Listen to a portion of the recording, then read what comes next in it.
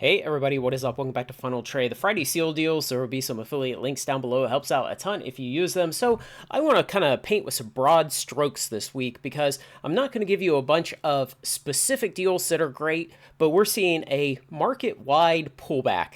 And the only one deal I'll highlight is my Patreon sealed sale number 12, Zendikar Rising collector boxes for between $15 and $27 off, depending on how many you order. If you're a patron, go on there. It's going to be up until 8 p.m. tonight. And if you're not a patron, sign up and get in on the sale up until 8 p.m. Central tonight. But in general, we've seen a lot of these Magic collector boxes pull back small amounts, some of them larger amounts, especially the more recent ones like Aetherdrift and Innistrad Remastered, where they had run up very, very high before release. If there are any of these that you are either missing or that you would like to put bigger positions away of at this time, it's a good opportunity because the market for a lot of these has either slowed down or it's reversed slightly. And, the reversals have not been big. March of the Machines maybe come down $10. Infinity's come down 10 or 15. Midnight Hunt has come down maybe 10.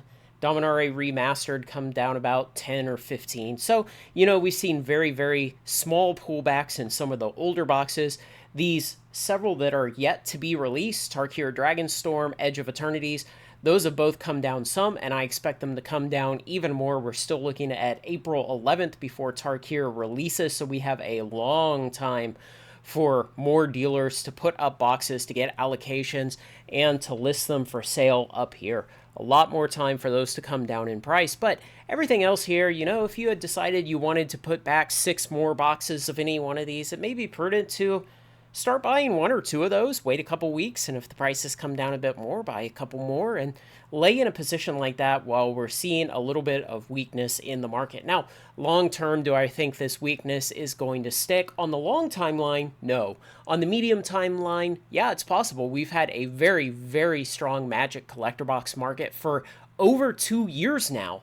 So it would not surprise me at all if we've hit the top for this cycle and we're going to pull back. And let's say for maybe 6, 9, 12 months, we didn't see those highs again. It wouldn't surprise me a bit, and I would love it because I could continue to accumulate at even more favorable prices on scarce collectibles that people destroy every day for fun.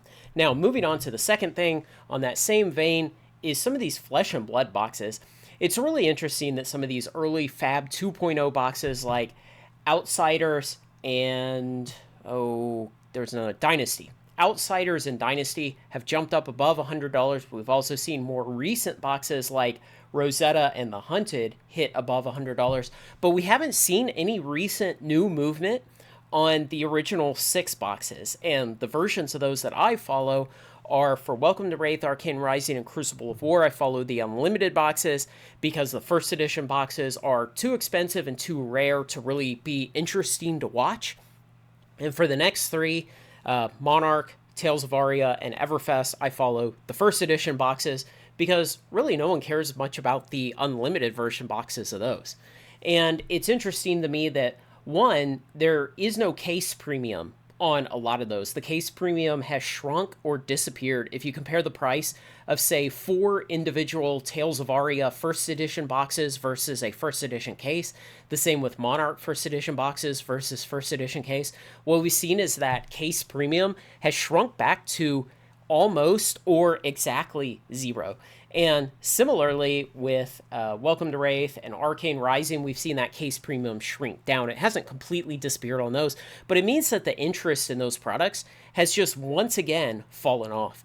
And so I think the market is underestimating what those are going to do in the future. This is not a situation where it's like gold and silver era Magic boxes versus modern Magic boxes, where for now all the old vintage stuff and the sealed vintage boxes up through Stronghold and the Urza's block and things like that, people have just kind of lost interest in. It's not like that. The first 6 boxes of Flesh and Blood, they predate Fab 2.0 by 6, 12, 18 months. It's not like this was a vastly different era. And if you want, you can go onto the Collector Center on Flesh and Blood's website, search Google for Flesh and Blood Collector Center. You can click in for each expansion and you can look at the print run numbers for these old ones and you can make your own decisions on what you think they mean and whether you think this kind of market behavior is rational or not. I think it's highly irrational, and I think those first 6 boxes are due for a big leg up sometime in the next, say, I don't know, 6, 12, 18 months. But I've been putting back boxes of those for a long time now and building up a significant position at very low prices. And so I think the market is missing out on those early ones when it's acknowledging that things like Outsiders and Dynasty and maybe even on to Dusk Till Dawn should be catching a leg up and breaking over or getting close to $100. And yet the market is neglecting those first 6 boxes, which are not in a drastically dissimilar position. So it's that, and it's the Magic collector boxes that are just presenting a great buying opportunity. Again, I don't think any of these really stands out a huge amount head and shoulders above the rest. I think if there's something that you're lacking a position in at all, or something that you have great conviction in, like me with Dominaria Remastered, then it's a good time to just go ahead and start slowly putting back some extra boxes.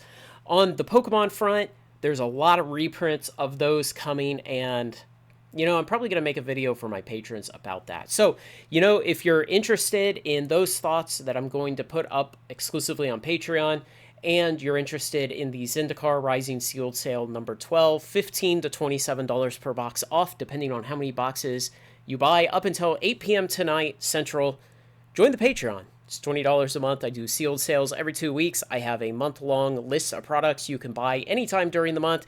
You can message me and actually get a response, have a conversation, pose to me your questions. And I have a monthly newsletter. I do real-time buy notifications anytime I buy something for long-term investment. So, let me know what you think, guys. Thanks to everyone who makes this content possible, especially my very generous supporters on Patreon. Like, comment, share, and subscribe, and join me on Final Trade.